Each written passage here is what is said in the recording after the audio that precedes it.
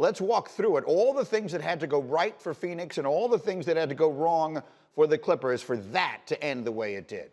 Well, their execution was perfect, Greeny, and it starts with the Devin Booker screen because you always say, let's just switch, but you're really worried that Booker is going to pop out and jump. Great screen right there by Booker. Had illegal, but he's got Zubats right there. Now the pass. Jay Crowder made a pass that was absolutely perfect, and the easy part really was Deandre Ayton. All he had to do was jump up and stuff it through, and again, accent on it's a pass, it's not a shot. So there's no such thing as goaltending on that play. He can jump up and get it. The fact that Booker was the screener made it really hard. Nick Batum couldn't switch out or he couldn't lean the other way because if Booker pops out, he's got an open jump shot and it's only a 1-point game. 0.9 seconds, that's enough time to shoot it. But give Monty Williams a ton of credit for the people he put into play, the execution by Jay Crowder. Yeah, DeMarcus Cousins could have done a better job. He should have been leaning more inside. You have to take away that pass into the paint. There's no way you should allow a pass toward that black part of the floor. The pass has got to come in toward the corner or toward half court. But it's easy to second guess. DeMarcus got thrown in right at the last minute. I mean, that's a common occurrence. One of the assistant coaches probably, yelled to Lou, hey, let's put a big on the ball. He turns, he puts Boogie in, and they probably didn't have enough time to go over with DeMarcus Cousins what he needed to do. You would hope he would know that's happened before. I'm sure he's guarded an inbounder before, and your number one rule is don't allow a pass into the paint. Yes, and the one thing that they weren't lacking for at the end of that game was time to talk over how they wanted to do things with all of the stoppages of play. But that's a different topic. So, PG, let me ask you this, because you coached a million games.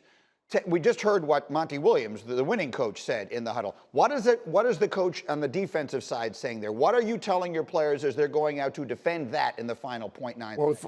You're probably switching everything because you want to make sure you want to come together shoulder to shoulder if you're a defender.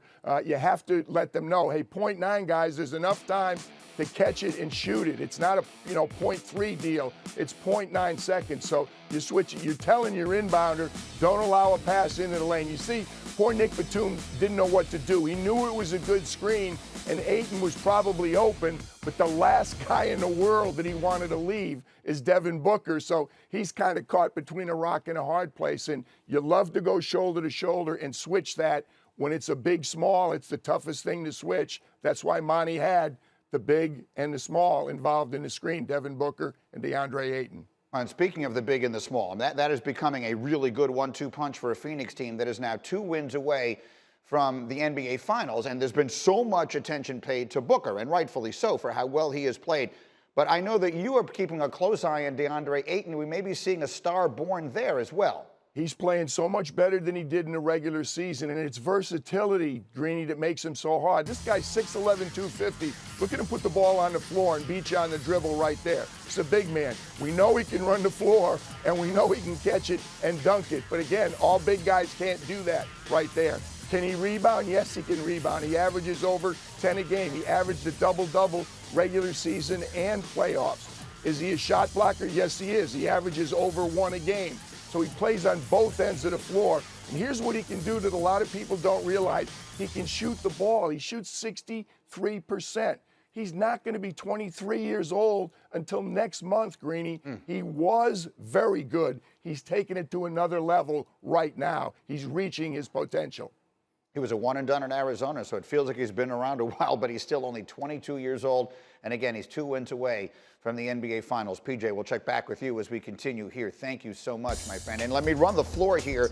Here's more good news for the Suns organization. They are optimistic that Chris Paul could return for Game 3, which is tomorrow night. He's missed the first 2 games of the series in the league's health and safety protocols, but again, there is an expectation that he will be back for Game 3. Tonight, meanwhile, is Game 1 in the East in Milwaukee between Trae Young and the Hawks and Giannis and the Bucks. Milwaukee, the only team remaining that has been unbeaten at home during the playoffs. So we'll see if they're able to continue that. And then continuing what was a very busy night in the NBA last night, it was the draft lottery. The Detroit Pistons got the first overall pick. The future Hall of Famer Ben Wallace was representing Detroit last night, and he was good luck.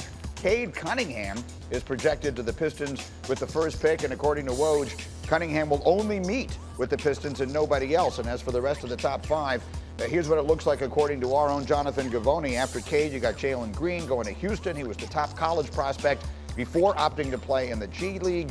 Other notable players include last year's freshman phenom from Gonzaga, Jalen Suggs, slated to go to Toronto. Thank you for watching ESPN on YouTube. For live streaming sports and premium content, subscribe to ESPN+.